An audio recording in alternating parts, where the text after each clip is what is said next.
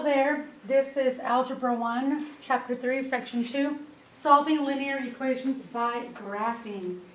And rest assured, this is not the last function that we'll be dealing with, but in Algebra 1, this is the first function that we'll be dealing with. And so I wanted to, before we begin, kind of give you guys some characteristics, if you will, of linear functions. We already talked about in the last section how we can identify a linear function.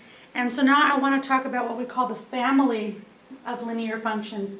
And when you have a family of functions, it basically means that all of the functions that fall under this family have a specific characteristic. Just like in your family, you might have a characteristic of, like in my family, a specific type of nose. When you look at our noses, like the Olmeda family, we all have a certain type of nose, and you can just tell that we're all related.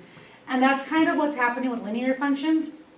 All of the linear functions will share certain characteristics. Even though they will all be different, they will share some things that are all the same for all the functions. And so I want to begin, first of all, by identifying what we call a parent function.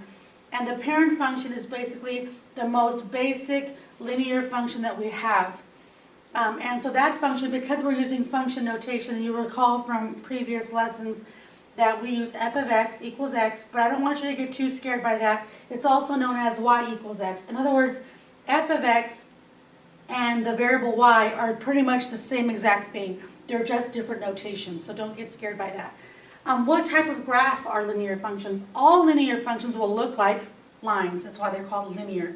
The domain of all linear functions will be all real numbers, and the range will be all real numbers. And what that basically means is that every x value will be represented by a y value, and every y value will be represented by an x value. So don't want to get into too much detail there right now, but for now, just want you guys to know that the linear function, the parent graph, looks like this, y equals x. And if you think about that, what that's saying is that y and x always have the same value. So if x is 1, y is 1. If x is 2, y is 2. If x is 3, y is 3. They're always the same. So you can see here 1, 1, 2, 2, 3, 3, 4, 4, -1, -1, and on so it goes. So just some stuff that you should put in your notebook, and this is, again, the first type of family that we'll be talking about this year, but there will be others. And so right now, linear functions, those are the characteristics. And so I want to show you how to solve linear equations. If my pen will, here we go. Did I go too far? Okay, no, there we go.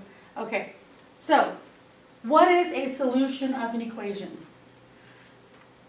A solution of an equation is any ordered pair, x, y, that makes the equation true. So what I did over here, first of all, is kind of give you an example. We have in function notation, f of x equals 2x minus 8, or you can just use y equals 2x minus 8. They're the same thing. That's the function notation for it. And I have over here off to the right in orange 2 ordered pairs, and I want to test to see whether or not they're solutions. They will be solutions as long as plugging in x and y into the equation will actually make a true statement. So that's what I want to do right now. I know that this is the x and this is the y coordinate, so I want to replace the y coordinate with -16 and the x coordinate with -4, and then compare the two sides of the equal sign to see if I get a true statement. 2 times -4 is -8, and -8 minus 8 is in fact -16. So in this case, these are all question marks. It turns out that -16 is in fact equal to -16, so it's a true statement, and therefore it's a solution because it made the equation true. So again, the solutions for a linear function are ordered pairs, an x coordinate and a y coordinate. We can also test 2, 7. We can replace the y value with a 7 and the x value with a 2. And again, we're trying to see if in fact this is true. So 2 times 2 is 4 minus 8, and 4 minus 8 is -4, and 7 does not equal -4. So what we would say here is that this is yes, a solution, and this is a no, because it did not make the equation true. So I hope you understand what a solution is for a linear equation. It does have an x and a y value. Another thing that we have for linear functions is this idea of a root. And again, the idea of a root and or zero is the same. It's another name for an x-intercept. Okay, and we've done x-intercepts before in the previous lesson. So remember that x-intercept means that you make y equals 0. Okay, and so we replace the y with the 0. And since I said earlier that y and f of x are the same thing, you can also replace f of x with 0. Okay, so this particular function that I have up here, y equals 2x minus 8, if I was trying to find the root or the 0, I'm basically asking you for the x-intercept, and so I'm replacing the y with a 0. So I could write 0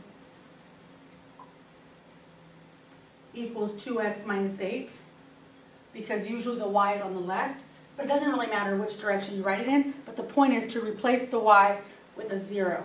And then you would continue to solve. So I could add 8 to both sides. 2x equals 8. Divide by 2. And x equals 4. So it turns out that the root is x is 4, y is 0. So this ordered pair is also a solution of the equation. It makes the equation true. But it's a special type of solution because it's the x-intercept, also known as a root, also known as a 0.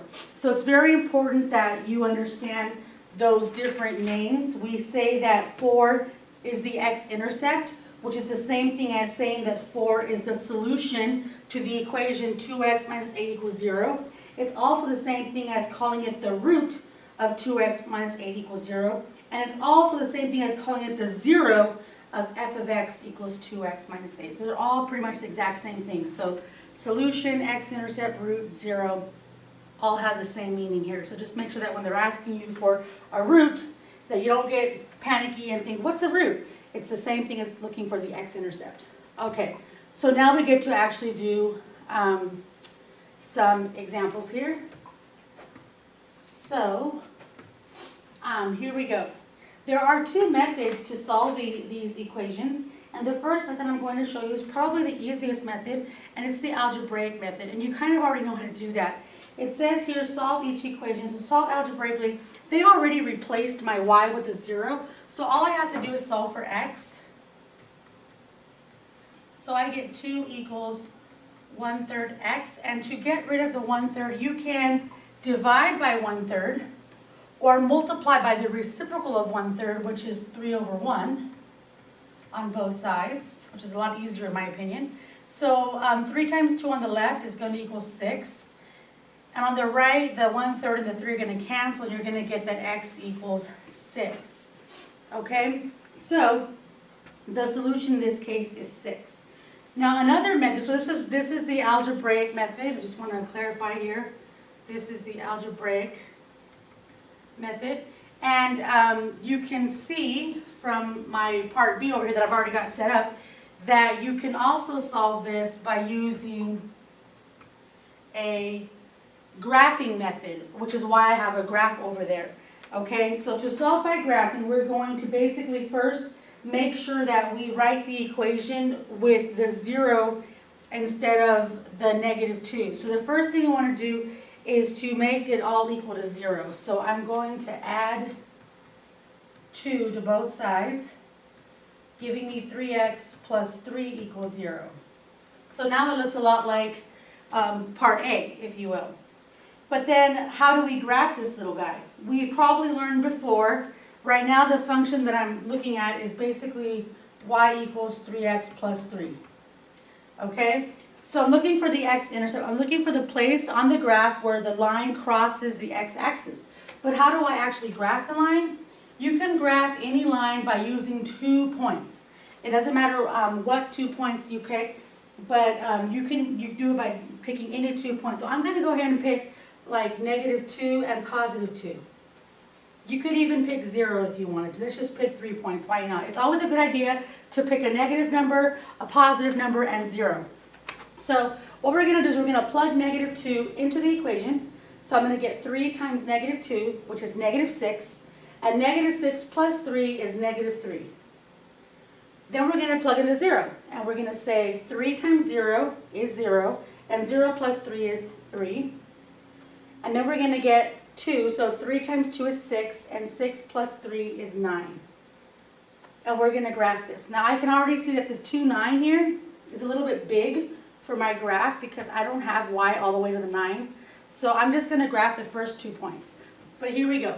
-2, -3. So on the x-axis, here I am at the origin, and I go -2, so -1, -2. And then also the y is -3, so I'm going to go all the way down to -3, which is right about here. -1, so I'm going to be right there. And then 0, 3 is, here is x0, and then so I don't go anywhere left to right because it's 0. But the y is +3, so 1, 2, 3. Let's wait for my pen to come back to life. There it goes. Okay, there's my point. And so now I'm going to connect those 2 points with my ruler here, like so. And there's my line. And remember, what we were asking for is the place where this line is crossing the x-axis, and we can see from the graph that it's crossing right here. So that means that the x-intercept is going to be -1, 0. Okay, so our solution in this case is the -1. So for this little guy, x equals -1. That's our solution, because it crossed the x-axis at -1. So we have the algebraic method, and then we have the graphing method. And you really do need, I know that the algebraic method is obviously easier, but I really do need you to make sure that you understand both methods. You will be quizzed over both methods, and you'll have to do them on the test as well, so it's important that you do both. So here we have our first do-it-yourself, and so I want you to try one of them with the algebraic method and one of them with the graphing method. It doesn't matter which one you pick for which one, but I do want you to try one of each. Alrighty, so now we're going to go on to our next example. Example 2 is to solve an equation, but this time we're going to get something interesting when we try to solve, okay? So again, I'm going to start with the algebraic method. So I'll just say that now. Well, that's going to be in my way. I'll write it over here. This is our algebraic method, and again, as you can see, part B will do the graphing method. That's why the graph is over there. Okay, but when you're solving an equation, one of the first things you want to do is try to get the variable on the same side. So I'm going to move these 3 x's over here. But what we should have noticed from the get-go is that both sides of the equation have the same 3x, which means when I subtract it from the right, I'm also going to subtract it from the left. And when it cancels on the right, because that's 0, it's also going to cancel on the left, leaving me with 7 equal to 1. But 7 does not equal 1. This is never true. Okay, and we've done that before. We've had that scenario before. And when something is never true, we basically say that it has no solution. But what does that mean for us as far as the zeros and stuff? Okay, so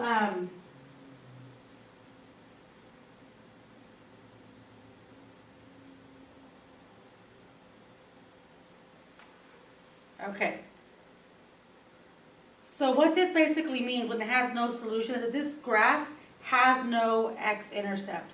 Okay, another thing that you could have done, just to kind of be clear here so you understand what's happening, we could have very easily kept going. So let's suppose that you didn't do it the way I just did. And you're at this point, we're just going to go back to, oops, okay. So you're at here, and let's say you're still not convinced. Okay, you move the 1 over, and you get 6 equals 0. Again, this is not true either. But again, what it's telling you is that you're supposed to have a value of x. I'm sorry, there's like this little gnat flying around here. It's driving me nuts. But their function is f of x equals 6. Because again, if we replace the 0 with the y, we're saying y equals 6. And the root of a linear equation is the value of x when f of x equals 0. But in this case, since f of x is always 6, you're never going to have a solution. This has no solution. Either way you look at it, this is no solution.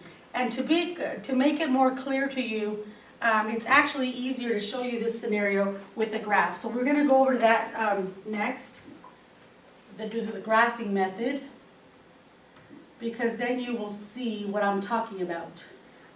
Okay, so in the graphing method, our goal is to actually get everything to one side and make it equal 0, right? So I'm going to do that. I'm going to subtract the 2x and add the 6. Alrighty. So 2x minus 2x is 0, and 6 minus 4 is 2. So I get this. I get that 2 equals 0. And if I go ahead and rewrite the function, or rewrite the expression as a function, remember that we do this because this is the y coordinate. So what we're saying here is that y equals 2, or that we're f of x equals 2. So how do we graph something like that? This is the one that we had in the homework last time, and some of you were confused about how to graph it. But remember that since y is always 2, we just basically put 2 here because y is always 2, and so then we just pick our x values.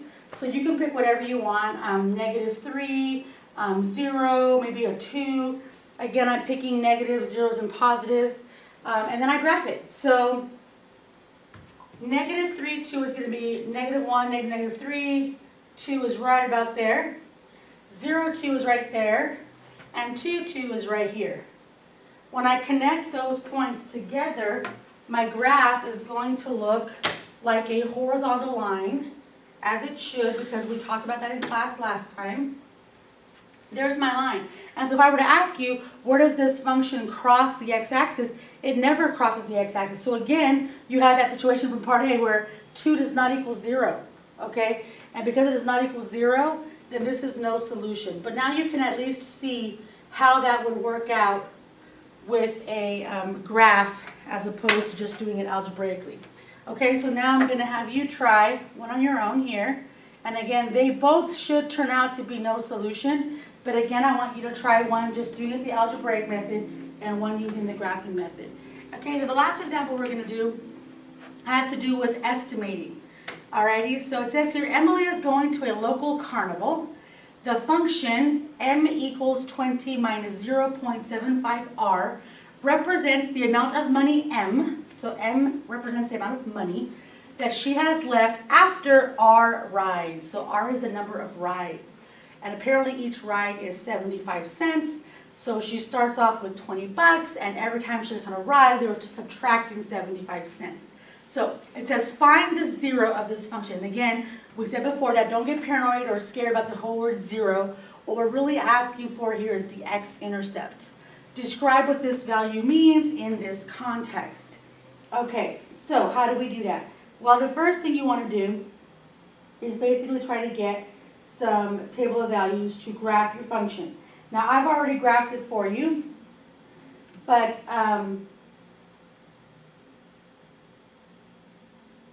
we want you to try to estimate. So we're looking at our graph, and here we have now, if you want, you could have found values for your graph and then make a table of values like we did earlier and graphed it. To save us some time, I already went ahead and graphed it for you. But again, the goal here is for you to estimate what the x-intercept is. And if you're looking at the graph, I'm going by 5s here. We want to find where it crosses the r-axis. So here's 5, 10, 15, 20, 25, and then 30. So you can see that the red line is kind of touching the x-axis, but it's after the 25, not quite at the 30. So somewhere between 25 and 30 is our x-intercept, or our 0. So we could probably guess that maybe it's 27, maybe it's 26.5, but we don't know the exact value. So we can actually estimate that the 0 is x equals maybe 27. All right? But we want to confirm that algebraically, okay? So to confirm that algebraically, we're going to take our function, which was m equals 20 minus 0.75r, And we're going to replace the m with a 0. 0 equal, and we're going to solve for r. So I'm going to subtract 20, and I get 0 minus 20 is negative 20, negative 0.75r. And then to solve for r, we're going to divide by negative 0.75 on both sides. And then we're going to get that r equals, let's see where my calculator has gone. So negative 20 divided by negative 0.75 is 26.66666, repeating. So it's actually pretty darn close to 27, but the exact value would be 26 2/3 of a ride.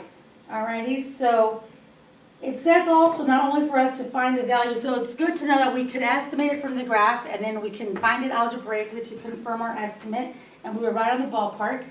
But it wants us to also describe what this value means. So this is where it's important, because you cannot, or Emily, which is our person over here, Emily cannot ride, like I said before, this is 26 2/3. So this 2/3 represent like part of a ride, like she got on the ride halfway or 2/3 of the way, then they took her off. That's not possible at a carnival, okay? Either you get on the whole ride or you don't. So in this case, what we're saying is that she will only be able to ride 26 rides, and then she'll run out of money. Because again, she'll have a few cents left. She won't get rid of the whole 20, but she won't have enough to get on one more ride. She won't be able to get on the 27th ride.